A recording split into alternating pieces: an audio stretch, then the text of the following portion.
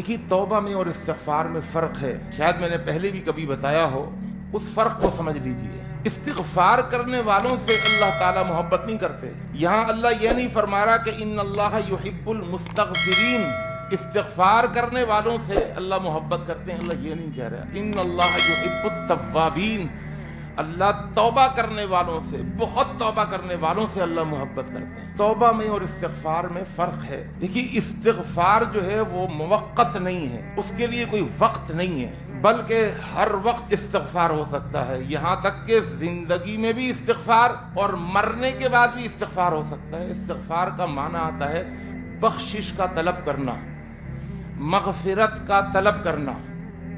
इंसान जिंदा हो वो अल्लाह से गुनाहों की माफ़ी मांग सकता है, और जब मर जाए तो उसके लिए गुनाह की माफ़ी मांगी जा सकती है, उसके लिए इस्तिग़फ़ार किया जा सकता है। हम मरने वाले के लिए दुआएं करते हैं, अल्लाहुम्मा अग़फ़िर लि हय्यिना व मय्यितिना व शाहिदिना व गायबिना। हम अपने मरने वालों के लिए इस्तिग़फ़ार करते हैं, फरिश्ते भी इस्तिग़फ़ार करते हैं, हम भी इस्तिग़फ़ार करते हैं।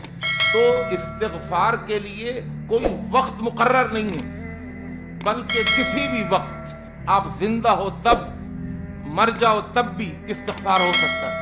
लेकिन याद रखिएगा कि तौबा जो है उसके लिए वक्त मुक़र्रर है, मुवक्कत है। वो वक्त के साथ अल्लाह के नबी सल्लल्लाहु अलैहि वसल्लम की हदीस है, इन्नल्लाह युक़बलु तौबतुल अब्दि मा लम युग़रग़िर। तौबा का एक वक्त मुक़र्रर है, बस उस वक्त के बाद तौबा नहीं होगी। ये पहला फ़र्क है। उसके बाद तौबा नहीं होगी। वो वक्त कौन सा है? फरमाया, जब तक कि इंसान के गले के अंदर गरगराहट शुरू ना हो जाए मौत की। जब इंसान की रूह कब्ज़ की जाती है तो हदीस में आता है पाँव से रूह कब्ज़ की जाती है।